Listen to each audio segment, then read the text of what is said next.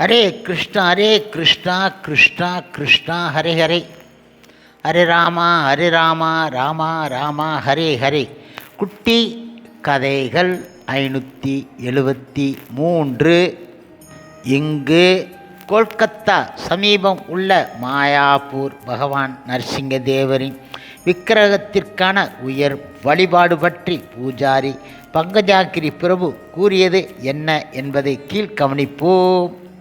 பகவானின் கருணையை நினைத்து கொண்டு அவருக்கு தினசரி நான் ஆடை அலங்காரத்தில் ஈடுபட்டு இருக்கையில் எவ்வாறு பலர் நாம் நரசிங்கதேவரை வழிபடும் நோக்கத்தை தவறாக புரிந்து கொள்கின்றார்கள் என நான் சிந்திக்கல் ஆனேன். சில வேளைகளில் பக்தர்கள் ஸ்ரீ நரசிங்கதேவரை வழிபடுவது வைகுந்த பாவம் என கூறுகின்றார்கள். அவரது வழிபாடு பகவானின் உயர்ந்த மற்றும் மிகவும் அந்தரங்கமான வாசஸ்தலமாகிய கோலோக விருந்தாவனத்திற்கு ஒருவரை கொண்டு செல்லாது என கூறுகின்றார்கள். ஆனால் பகவான் நரசிங்கதேவர் முக்கியமாக ராதா மற்றும் பகவான் கிருஷ்ணரின் பக்தர்களுக்கு சாதகமாக இருக்கின்றார். அவர் கிருஷ்ணரே நம்முடைய பக்தி தொண்டில் ஏற்படும் எல்லாவித தடங்கல்களையும் நீக்க வேண்டும் என்ற நம்முடைய விருப்பத்தை பூர்த்தி செய்ய முக்கியமாக இந்த மாதிரி உருவில் தோன்றுகின்றார். ஒருவர் எப்போதும் தன் கைகளை உயர்த்தி அபரிதமான அன்புடன் நித்தாய், கௌர மற்றும் ராதா, மாதவா என்ற திருநாமங்களை அழைக்க முடிந்தால் அது ஆச்சரியகரமானது. ஆனால் அது மாதிரி இயல்பான அழைப்பை உங்கள் இதயத்தில் உள்ள சில விஷயங்கள் தடை செய்யுமானால் பகவான் நரசிங்கதேவரின் முன்னால் மிகவும் பணிவான முறையில் சென்று நம் இதயத்தில் உள்ள தேவையற்ற அந்த மாதிரியான விருப்பங்களை அவரது கூர்மையான நகங்கள் துளைத்து தூரத்தில் எரியட்டும் என்று ஏன் நான் வேண்டிக் கொள்ளக்கூடாது? இதுவே அவரது முக்கியமான செயல். சில பக்தி வினோத் தாகூர் எழுதுகின்றார், எனவே எனது இதயத்தை தூய்மைப்படுத்தி பகவான் கிருஷ்ணருக்கு சேவை செய்யும் விருப்பத்தை எனக்கு தாருங்கள் என நான் பகவான் நரசிங்கதேவரின் திருப்பாத கமலங்களில் வேண்டுவேன். நான் எந்தவித இடையூறும் இல்லாமல் நவதீப தாமத்தில் ஸ்ரீ ஸ்ரீ ராதா மற்றும் பகவான் கிருஷ்ணரை வழிபட வேண்டும் என நரசிங்கதேவரின் தாமரை திருப்பாதங்களில் அழுது புலம்பி கெஞ்சி கேட்டுக்கொள்வேன். அவரது வேண்டுதல் தொடர்கின்றது. அத்தருணத்தில் பகவான் நரசிங்கதேவரின் கருணையால் ராதா மற்றும் கிருஷ்ணரிடம் பரவச நிலைக்கான அறிகுறிகளை நான் வெளிப்படுத்துவேன் மற்றும் நரசிங்கதேவரின் கோவிலின் கதவிற்கு முன்பாக நான் தரையில் உருண்டு ஓடுவேன். ஸ்ரீவாசா தாக்குரார் தன்னுடைய முழுமுதற் கடவுள் மற்றும் பரமபுருஷ பகவான் ஸ்ரீ கிருஷ்ணரின் அர்ச்சா அவதாரமான நரசிங்கர் விக்கிரகத்தை வழிபட்டு கொண்டு இருக்கும்போது பகவான் சைத்தன்ய மகாபிரபு அவர்கள், ஓ ஸ்ரீவாசா, இந்த கதவுகளுக்கு பின்னால் உள்ள அந்த விக்கிரகமும் நானே என்பதை நீ அறியவில்லையா என கூறி தான் கடவுள் என்பதை ஸ்ரீவாசா தாக்குராருக்கு வெளிப்படுத்தவில்லையா? மேலும் அத்வைத ஆச்சாரியரை பற்றி என்ன கூறுவது? அவருடைய நைவேத்தியங்களான துளசியின் தளிர் இலைகள் மற்றும் கங்காஜலம் இவற்றுடன் அவரது உரத்த குரலினால் ஆன அரை கூவல்தான் பகவான் கிருஷ்ணர் சைத்தன்ய மகாபிரபுவாக இறங்கி வருவதற்கு காரணமாக இருந்தன. அவர் ஒரு நரசிங்க சாலக்கிராமத்தை வழிபட்டதாக கூறப்படுகின்றது. நான் தற்போது பகவானின் உடல் மீது அணிகலன்களை அணிவிக்க துவங்கினேன்.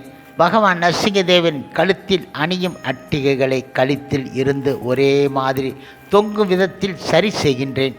பளபளக்கும் காப்பு அல்லது கங்கணத்தை மணிக்கட்டில் அணிவிக்கின்றேன். அவரது தாமரை விரல்களில் அழகிய மோதிரங்களை பதிக்கின்றேன். ஓ பகவானே, நான் உங்களுக்கு மிகவும் அருகில் இருக்கின்றேன், இருப்பினும் மிகவும் தூரத்தில் இருக்கின்றேன். எப்போது நான் உங்கள் பக்தன் ஆவேன்? உங்களுடைய தலையாய பக்தனான பிரகலாதா உங்களுடைய பயங்கரமான வாயையும் நாக்கையும் பார்த்து தான் பயப்படவில்லை என்பதை குறிப்பாக உணர்த்தினார். தங்கள் கண்கள் சூரியனைப் போன்று பிரகாசமாக இருக்கின்றன. உங்களுடைய புருவங்கள் உங்களுடைய கடுமையான கோபக்குறியை காட்டுகின்றன. தங்களுடைய கூரான கடித்து குதறும் பற்களையோ குடலில் ஆன உங்கள் மாலைகளையோ இரத்தத்தினால் தோய்ந்திருக்கும் உங்கள் பிடரி முடியையோ கண்டு அவர் பயம் கொள்ளவில்லை. அல்லது யானைகளை விரட்டியடிக்கும் உங்களுடைய கொடிய கர்ஜனையாலோ அல்லது உங்கள் பகைவர்களை கொள்வதற்கென்றே உள்ள உங்களுடைய நகங்களையோ பார்த்து அவர் பயம் கொள்ளவில்லை. இருப்பினும் அவர் கூறுகின்றார், இந்த ஜட உலகத்தில் என் வாழ்வை நினைத்து நான் பயங்கொள்கின்றேன். நீங்கள் என்னை உங்கள் தாமரை திருப்பாதங்களில் தஞ்சமடைய எப்போது அழைப்பீர்கள் எனக்கு தெரியும். ஸ்ரீ பிரகலாதர் அந்த கடைசி விஷயத்தை நம்முடைய நன்மைக்காகத்தான் கூறுகின்றார். ஏனென்றால் அவர் எப்போதும் தங்கள் தாமரை திருப்பாதங்களில் சரண் அடைந்தே இருக்கின்றார். ஒரு முறை நானும் உங்களிடம் சரண் அடைந்து இருந்ததாக உணர்ந்தேன். குறைந்தபட்சம் சில நிமிடங்கள். அது 1987 வந்த பெரிய வெள்ளத்தின் போது இடுப்பளவு தண்ணீரில் நின்று கொண்டு தங்களுக்கு பூஜைகளை செய்து கொண்டு இருக்கையில் பயமுறுத்தக்கூடிய பெரிய பாம்பு ஒன்று கோவிலின் நீந்தி வந்து உங்கள் பின்னால் ஊர்ந்து சென்று அதனுடைய வழி அடைத்து இருப்பதாக கருதி எனக்கு முன்பாக 5 அடி தொலைவில் நின்றது. நீண்ட நேரம் என்னை சோதித்த பிறகு அது நீரில் மூழ்கி இந்த சேரும் சகதியுமான கங்கை நீரில் கண் பார்வையில் இருந்து மறைந்து சென்று விட்டது. வரப்போகும் அபாயத்தை உணர்ந்து என் கைகளில் மேல் உள்ள ரோமங்கள் குத்திட்டு நின்றதை நான் கவனித்தேன். என் பாதுகாப்பிற்கு எந்த ஒரு ஆயுதமும் இல்லாமல் ஓடிவிடுவதற்கும் வழி இல்லாமல் நான் மிகவும் பாதுகாப்பற்ற நிலையை உணர்ந்தேன். அந்த மாதிரியான ஆதரவு அற்ற நிலையில் நான் தங்களிடம் திரும்பினேன். ஓ பகவானே, என் விதி முழுவதும் தங்கள் கைகளில் இருக்கின்றது என தெரிந்து கொண்டேன். நீங்கள்தான் ஒவ்வொருவர் இதயத்திலும் உறையும் பரமாத்மா. நீங்கள் அந்த பாம்பு என்னை கடிக்க வேண்டும் என நினைத்தால் அது என்னை கடிக்கும். அப்படி இல்லையேல் அது கடிக்காது. என் சேவையை தொடர விடுங்கள். முடிவு உங்களை சார்ந்து இருக்கின்றது. பிறகு நான் பத்திரமாக இருப்பதை நினைத்து வியந்தேன். நான் காலை பூஜைகளை முடித்துவிட்டேன். ஆனால் என்னால் அந்த நிகழ்ச்சியை நினைத்து பார்க்காமல் இருக்க முடியவில்லை. குழந்தைகள் தாயின் கர்ப்பத்தில் இருக்கும் நிலையை பற்றிய பகவான் கபிலதேவரின் விவரணைகள் நினைவிற்கு வந்தன. அவர்களுடைய பாதுகாப்பற்ற துன்பகரமான சூழ்நிலையில் இதயத்தில் இருக்கும் பகவான் ஆன பரமாத்மாவின் தரிசனம் அவர்களுக்கு கிடைத்தது. அவர்கள் புண்ணியசாலிகளாக இருந்தால் அவர்களின் துன்பகரமான சூழ்நிலையில் இருந்து அவர் அவர்களை விடுவித்தால் கர்ப்பப்பையில் இருந்து வெளியேறிய பிறகு பிரத்யேகமாக அவர்கள் அவரை வழிபடுவார்கள். ஆனால் அவர்கள் நல்ல நிலையில் வெளிவந்த உடனே எல்லாவற்றையும் மறந்து விடுகின்றார்கள். இருப்பினும் என்றேனும் ஒரு நாள் தங்களின் சந்தோஷத்திற்காக என்னால் நல்ல முறையில் சேவை செய்ய முடியும் என்பதில் எனக்கு பெருமளவு நம்பிக்கை இருக்கின்றது. இடையில் கோவில் கருவறை வெள்ள நீரால் சூழப்பட்டு இருக்கும் வரை இந்த பாம்பு தினசரி வந்து ஒரு முறை விக்கிரகத்தை வலம் வந்த பிறகு வெளியில் சென்றுவிடும். அந்த பாம்பு உண்மையில் யார் என்பது எவருக்கு தெரியும்? பகவானின் உடலை மலர் மாலைகளாலும் துளசி மாலைகளாலும் அலங்கரித்து நறுமணமிக்க மலர்களையும் துளசி இலைகளையும் சந்தன குழம்பில் கலந்து அவரது தாமரை திருப்பாதங்களுக்கு நிவேதனம் செய்த பிறகு இது எல்லாவற்றையும் பகவானுக்கு அர்ப்பணிப்பதை குறிக்கின்றது. காலை பூஜை புனஸ்காரங்கள் முழுமை பெறுகின்றன. பக்தர்கள் வெளியில் கூடியிருக்கும் சப்தத்தை கேட்டவுடன் நான் வேகமாக செயல்பட வேண்டி இருந்தது.